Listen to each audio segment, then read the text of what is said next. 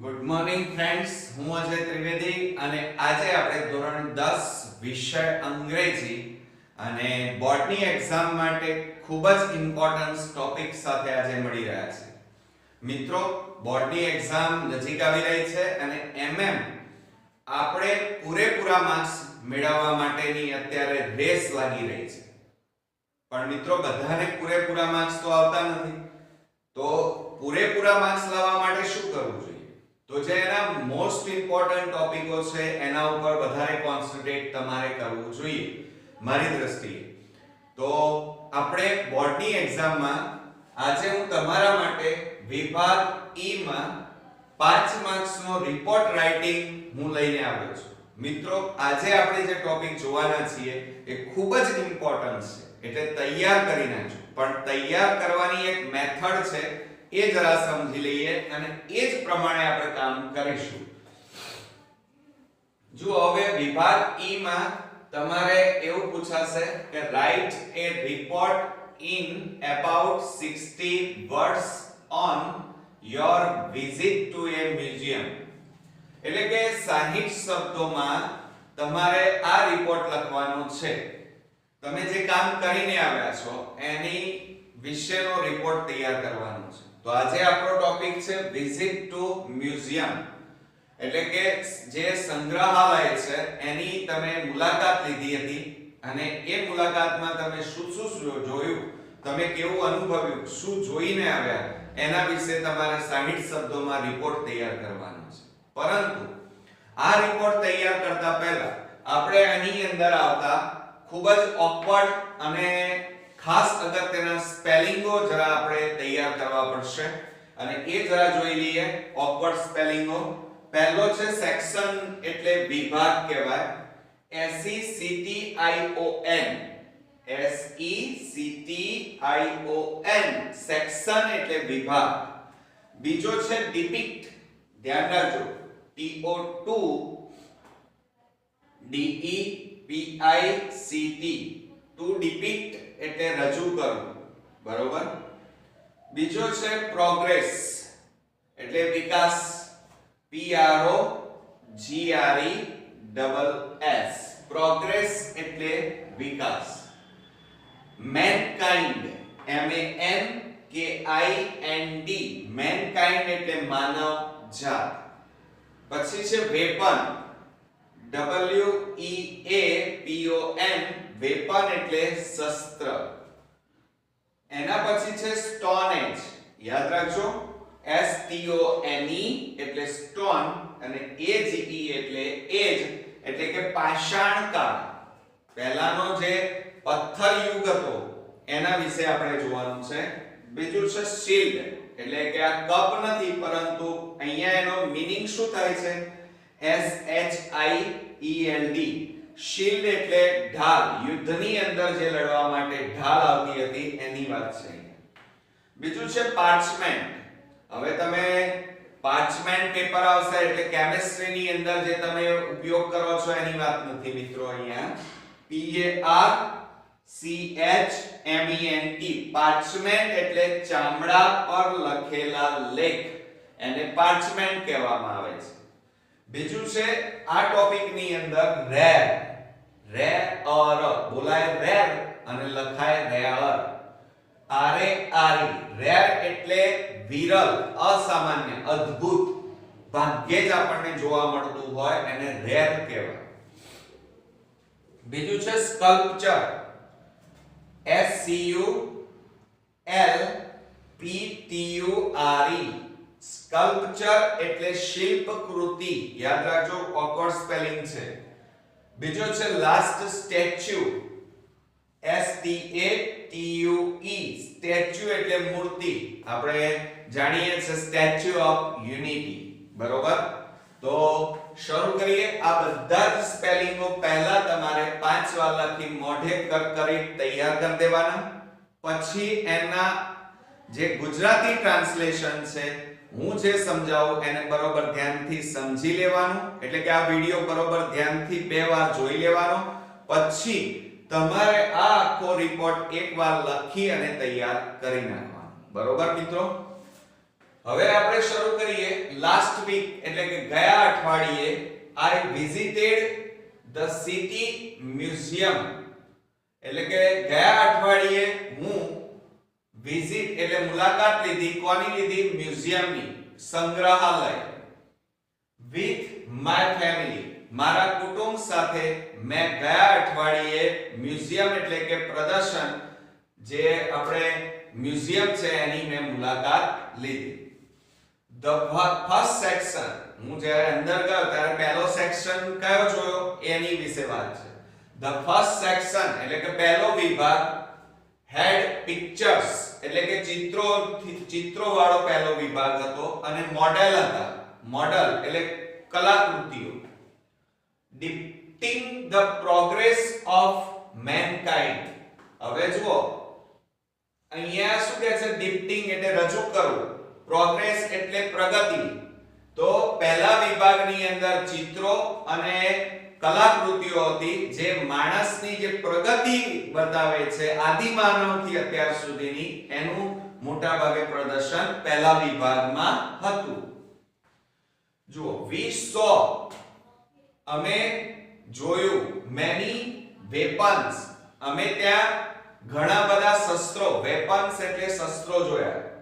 right from those used in the stone age to, હવે પાષાણ કાળમાં, stone એજ, હવે અહીંયા જો આપણે મેં તમને સમજાવ્યું છે પાષાણ કાળમાં જે શસ્ત્રો વપરાતા હતા એ પણ અમે જોયા.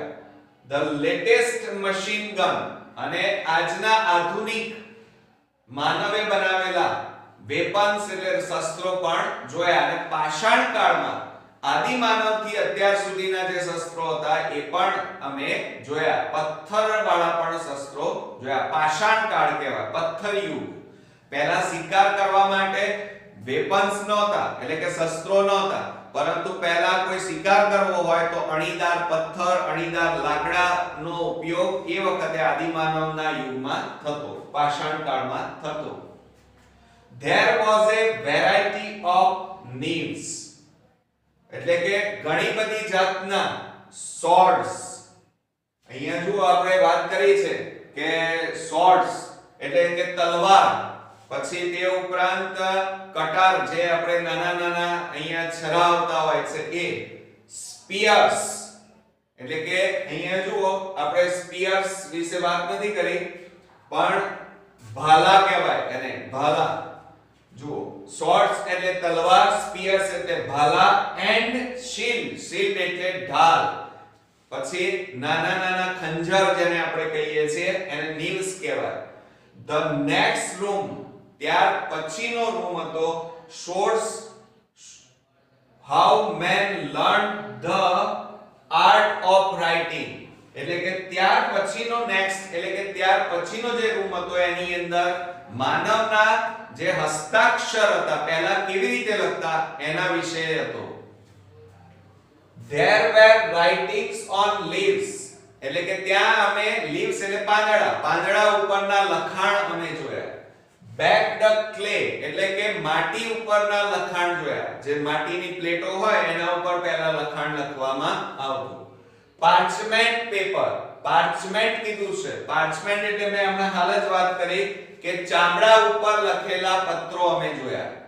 બરોબર, પહેલાનું લખાણ જે હતું એ મોટા ભાગે માટીના જે પતરા જેવી રચના હોય એ માટી ઉપરનું લખાણ, સાથે સાથે પાંદડા ઉપરનું લખાણ, અને પાર્ચમેન્ટ એટલે કે ચામડા ઉપરનું લખાણ.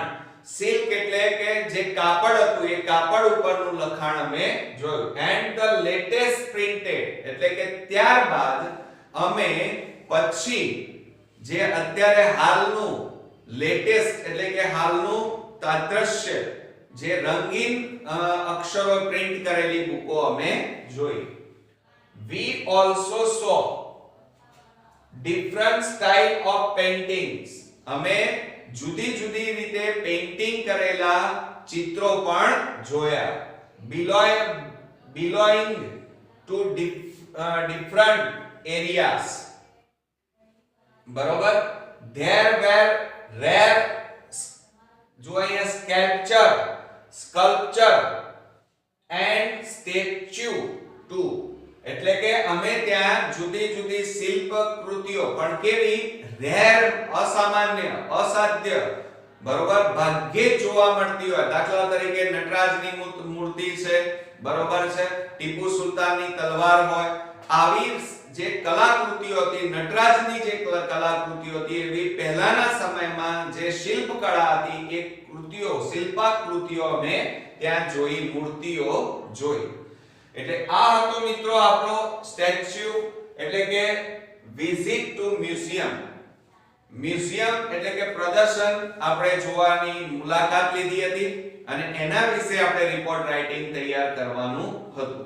એટલે કે મ્યુઝિયમની મુલાકાત લીધી, એમાં તમે શું શું જોયું એના વિશે આપણે અહીંયા 60 શબ્દોમાં લખવાનું છે.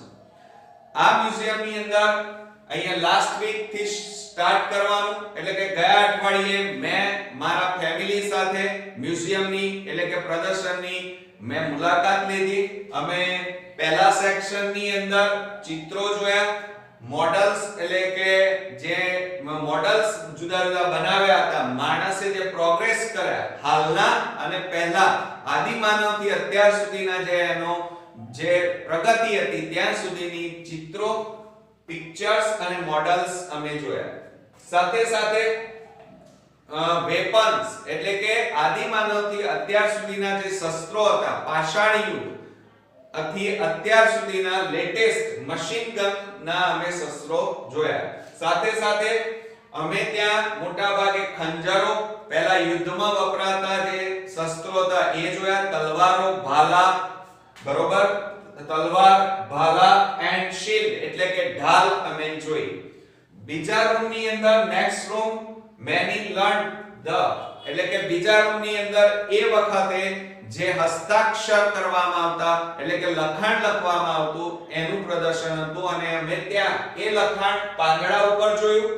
લીવ્સ એટલે કે પહેલા આદિમાનવ વખતે સૌપ્રથમ પાંદડા ઉપર લખાણ લખાતું, ત્યારબાદ આગળ જતા માટીની જે પ્લેટો હતી એના ઉપર લખાણ લખાતું, પછી પાર્ચમેન્ટ એટલે કે ચામડાનો ઉપયોગ થયો અને ત્યાર પછી કાપડનો ઉપયોગ થયો અને ત્યારબાદ કાગળની શોધ થઈ એટલે કે અત્યારે હાલનું કલરિંગ પ્રિન્ટેડ વાળી બુકો પણ અમે જોઈ.